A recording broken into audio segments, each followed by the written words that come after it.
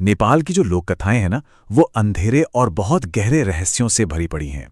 पर कुछ ही कहानियां हैं जो मुरकट्टा की तरह रोंगटे खड़े कर देती हैं। तो चलिए आज एक ऐसी ही कहानी की गहराई में चलते हैं, जहां दिल्ली से काठमांडू का एक अकेला सफर जिंदा और मुर्दा के बीच की जो पतली सी लकीर होती है ना, उसे हमेशा के लिए धुंधला कर देता है। और इस पूरी कहानी की शुरुआत होती है इन अजीब अधूरी सी पंक्तियों से। अब ये सिर्फ शब्द नहीं है, ये तो एक चेतावनी है, एक ऐसा अभिशाप जो हमारे कहानी के हीरो, हमारे मुख्य किरदार का पीछा करने वाला है और उसे एक ऐसी भयानक हकीकत से मिलाएगा जिसके लिए वो बिल्कुल तैयार नहीं है। तो एक भयानक सफर, एक शापित सड़क पर देर रात की ड्राइव। कहानी का हीरो है रंजन। दिल्ली में काम करता है और एक रात बस अपनी गाड़ी उठाकर निकल पड़ता है परिवार से मिलने काठमांडू। पर उसे क्या पता था कि यह सफर उसकी जिंदगी का सबसे सबसे खौफनाक सफर बनने वाला था। तो मंजिल थी काठमांडू, लेकिन रास्ते में एक बहुत बड़ी बाधा थी, कुख्यात काला पुल। रंजन के रास्ते में यही बदनाम जगह पड़ती है। देखिए, ये सिर्फ एक पुल नहीं है, ये एक ऐसी जगह है जिसके बारे में कहते हैं कि रात में वहां भटकती आत्माएं शिकार करती हैं।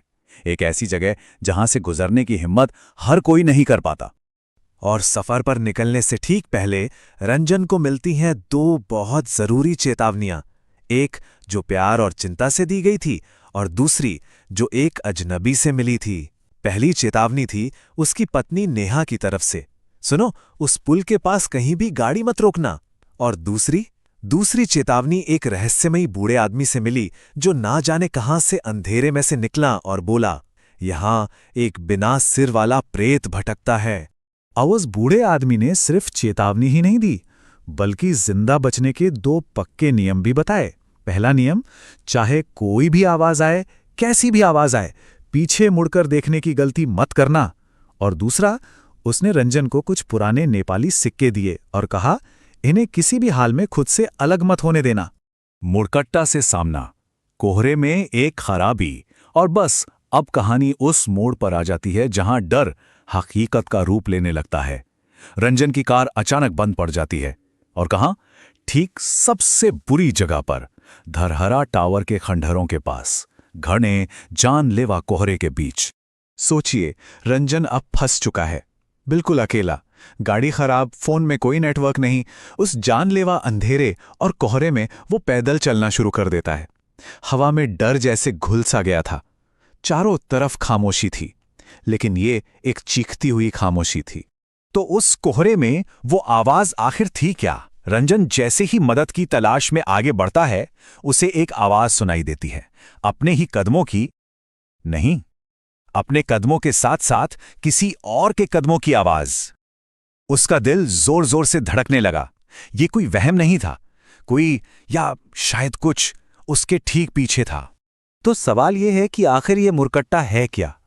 नेपाली लोक कथाओं के हिसाब से ये एक बिना सिर वाली बहुत ही दुष्ट आत्मा है। ये अंधेरे में अपने शिकार का पीछा करती है, उसे धीरे धीरे तब तक सताती है जब तक कि वो डर से पागल ना हो जाए। और सबसे खतरनाक बात, जो कोई भी उसे देख लेता है, मौत उसका मुकद्दर बन जाती है। रंजन डर से कांपता हुआ वहीं का वहीं जम जाता है, और तभी उसे अपने पैरों के नीचे जमीन में कुछ हलचल महसूस होती है। ऐसा लगा जैसे कोई कब्र को फाड़कर बाहर निकलने की कोशिश कर रहा हो। बस यहीं से कहानी का सबसे भयानक हिस्सा शुरू होता है।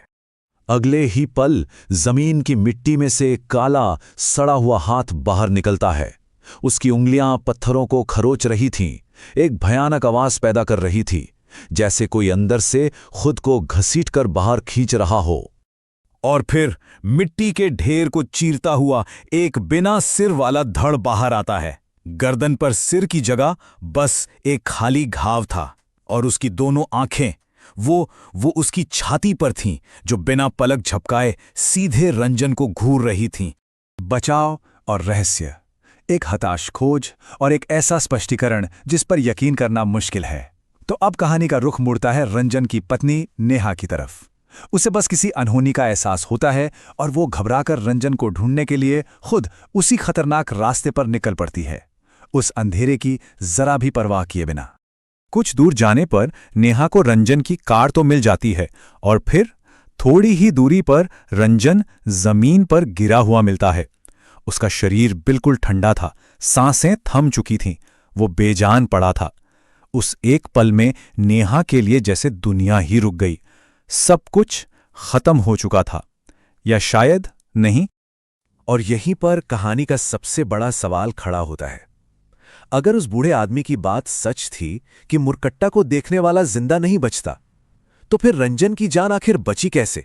ये कैसे मुमकिन हुआ? इसका जवाब छिपा था उन रहस्यमयी सिक्कों में।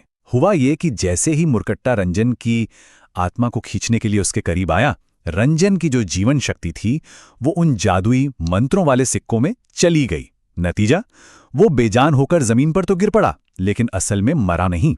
और कहते हैं कि मुरकट्टा मरे हुए शरीर को नहीं छूता। बस इसी वजह से रंजन की जान बच गई। उन सिक्कों ने उसे बचा लिया। मुरकट्टा की कथा, एक प्राचीन बुराई की उत्पत्ति। तो सवाल वही है कि यह भयानक जीव, यह मुरकट्टा, आखिर आया कहां से? चलिए अब इस कहानी के आखिरी हिस्से में चलते हैं और इस प्राचीन बुराई के जन्म के पीछे की कहानी को जानते हैं।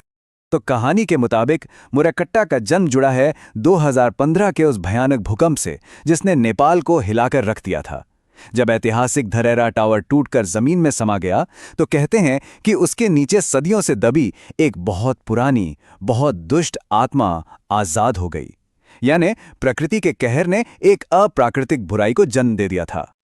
और कहानी का आखिरी सबसे बड़ा ट्विस्ट, वो बूढ़ा आदमी जिसने रंजन की मदद की थी, वो भी कोई इंसान नहीं था।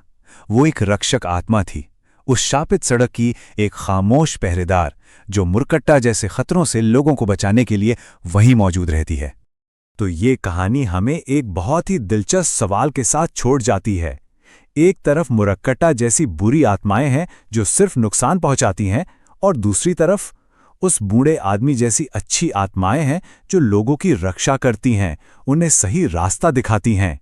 ये सोचने वाली बात है ना, कि अलौकिक दुनिया में भी अच्छाई और बुराई दोनों एक साथ कैसे मौजूद हो सकती हैं।